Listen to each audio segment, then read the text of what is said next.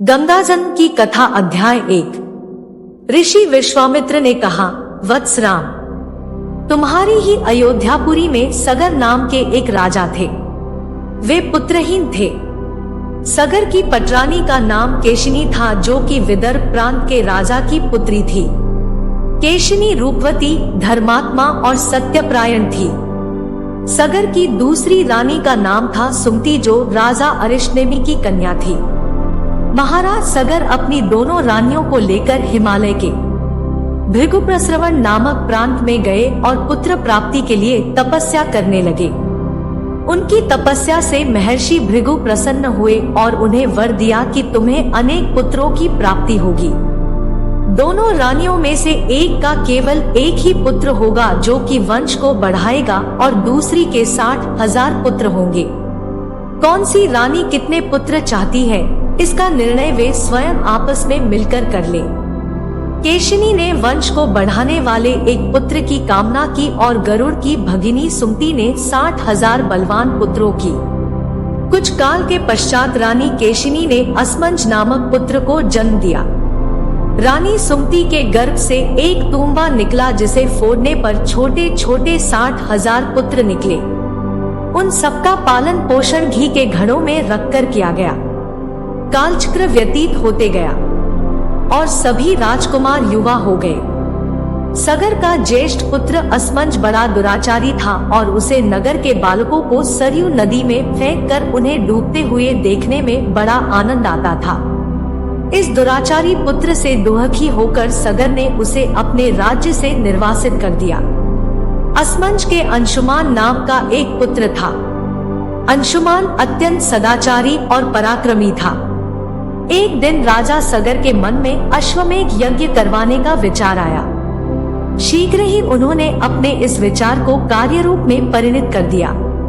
राम ने ऋषि विश्वामित्र से कहा, गुरुदेव, मेरी रुचि अपने पूर्वज सगर की यज्ञ गाथा को विस्तार पूर्वक सुनने में है।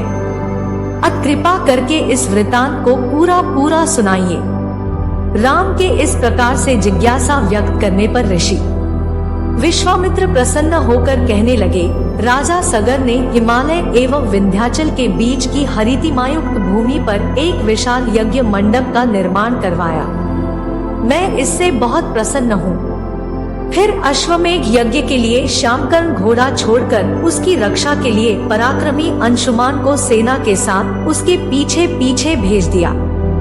यज्ञ की संभावित सफलता के परिणाम की आशंका से भयभीत होकर इंद्र ने एक राक्षस का रूप धारण किया और उस घोड़े को चुरा लिया।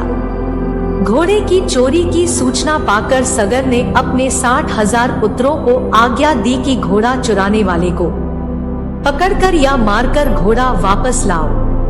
पूरी पृथ्वी में खोजने पर भी जब घोड़ा नहीं मिला, तो इस आशंका से कि किसी ने घोड़े को तहखाने में न छुपा रखा हो, सगर के पुत्रों ने संपूर्ण पृथ्वी को खोदना आरंभ कर दिया। उनके इस कार्य से असंख्य भूमितल निवासी प्राणी मारे गए। खोदते खोदते वे पाताल तक जा पहुँचे। उनके इस नृशंस कृत्य के विषय में देवताओं ने ब्रह्मा जी को बताया, तो ब्रह्मा जी ने कहा कि ये राजकुमार क्रोध एवं मद में अंधे होकर ऐसा कर रहे हैं। ऐसा देखा ब्रह्मा जी क्रोधित हो उठे। पृथ्वी की रक्षा कर दायित्व कपिल ऋषि पर है, इसलिए वे इस विषय में अवश्य ही कुछ न कुछ करेंगे। पूरी पृथ्वी को खोदने के बाद भी जब घोड़ा और उसको चुराने वाला चोर नहीं मिला, तो निराश होकर राजकुमारों ने इसकी सूचना अपने पिता को दी।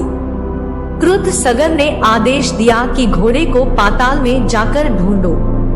पाताल में घोड़े को खोजते खोजते वे सनातन वसुदेव कपिल के आश्रम में पहुंच गए। उन्होंने देखा कपिल देव तपस्या में लीन है और उन्हीं के पास यज्ञ का वह घोड़ा बंधा हुआ है।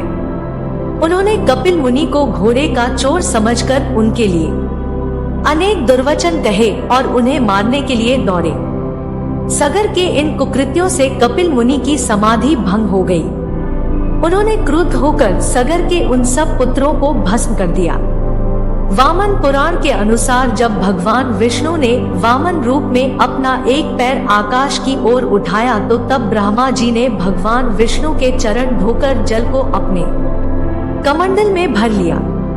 इस जल के तेज से ब्रह्मा जी के कमंडल में गंगा का जन्म हुआ। ब्रह्मा जी ने गंगा हिमालय को सौंप दिया। इस तरह देवी पार्वती और गंगा दोनों बहन हुई। आशा करती हूँ कि आपको यह वीडियो पसंद आई होगी। यहाँ तक बने रहने के लिए शुक्रिया। ऐसी ही और वीडियो देखने के लिए हमारे इस चैनल ज्ञान की गंगा को सब्सक्राइब करें। धन्यवाद। हर हर महादेव।